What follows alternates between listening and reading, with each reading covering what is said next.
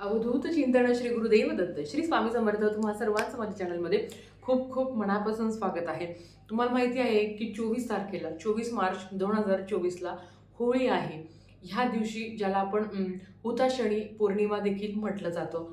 होळी हा जो सण आहे हा बऱ्याच ठिकाणी शिमगा या नावाने देखील ओळखला जातो. कोकणामध्ये हा सण खूप अतिशय उत्साहात साजरे करत असतो. आपण होळीच्या सणाला आपल्या मूळ गावी जातो. जे काही कामानिमित्त शहरामध्ये आलेले असतात ते आपल्या मूळ गावी जातात. आणि होळी म्हणजे काय की वाईटावर चांगल्याचा विजय. चांगलं काहीतरी आपल्याला माहिती आहे की ह्या 7 दिवसामध्ये होलाष्टक सुरू झालेला असं हा संपूर्ण 8 दिवसाचा कालावधी असतो.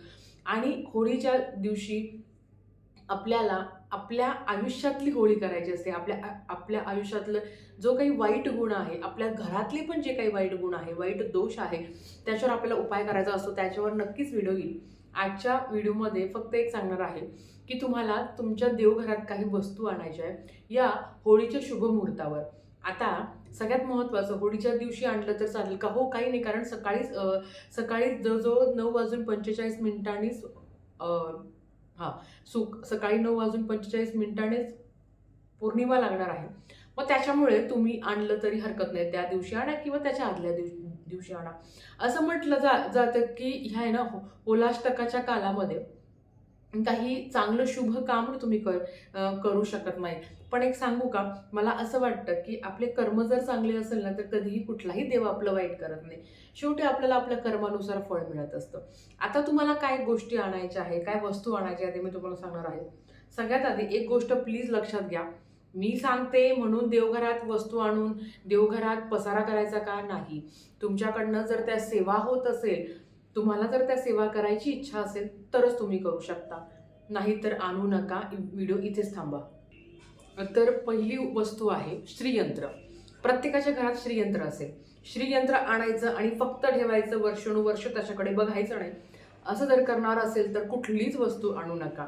कारण कुठलं यंत्र, कुठली वस्तू जेव्हा तुम्ही तुमच्या घरात घेऊन येता तेव्हा त्याचं अनन्य साधारण महत्त्व असतं आणि आपल्याकडनं ती सेवा झाली पाहिजे. नाही झाली तर ते दोष लागतात. म्हणून सांगते, तर कुंकुमार्चन करण्यासाठी आपलं श्रीयंत्र लागत असतं. तुम्हाला जिथून श्रीयंत्र मिळतं तिथून तुम्ही श्रीयंत्र घ्या. तुम्हाला जवळपास केंद्र असेल, तुम्ही केंद्रातून जाऊन श्रीयंत्र घेऊ शकता. केंद्रातल्या मावशींचा नंबर देते, 8208729212. ह्या नंबरवर तुम्ही त्यांना संपर्क साधू शकता. त्यांच्याकडनं तुम्ही श्रीयंत्र कलेक्ट करू शकता. दुसरं बघा, आता रुद्रयंत्र. मैत्रिणींनो, रुद्रयंत्र घरात का ठेवता? तुम्हाला त्याचं कारण सांगते. भगवान शंकरांचं आवडतं आहे रुद्रयंत्र. पण रुद्रयंत्र घरात ठेवणं कंपल्सरी आहे का? तर असं अजिबात नाहीये.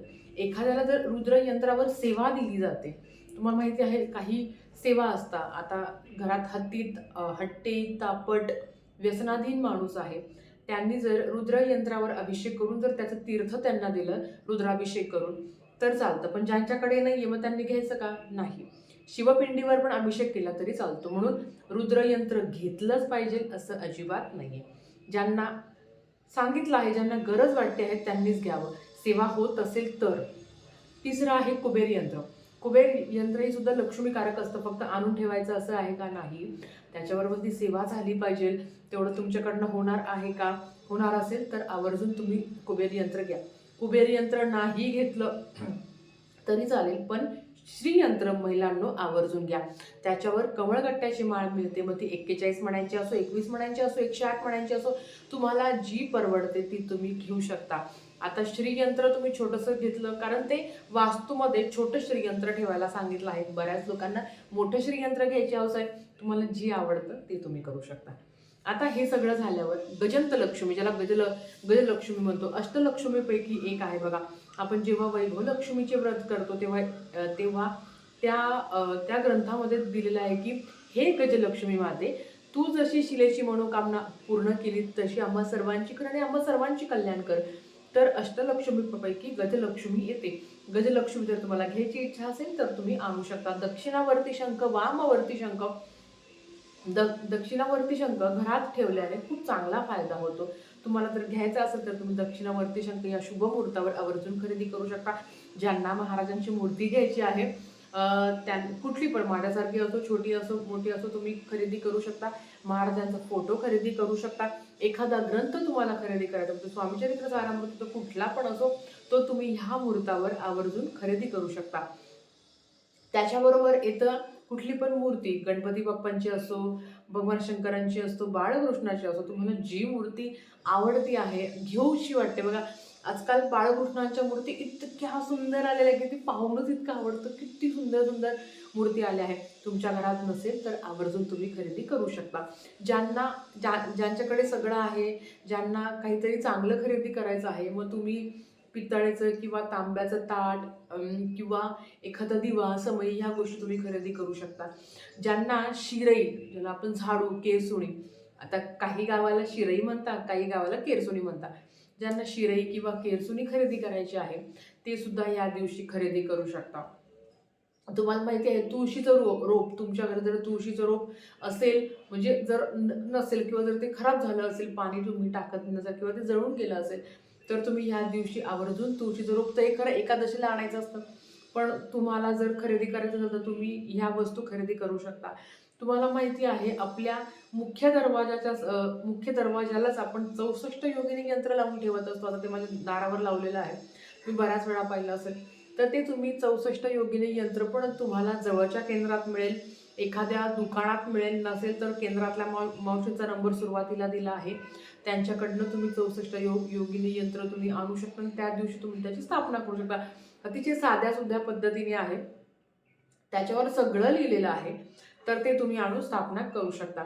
थोडक्यात काय, देवघरात अडचण करायची आणि मी सांगते म्हणून आणण्यास अर्थ नाहीये मैत्रिणींनो.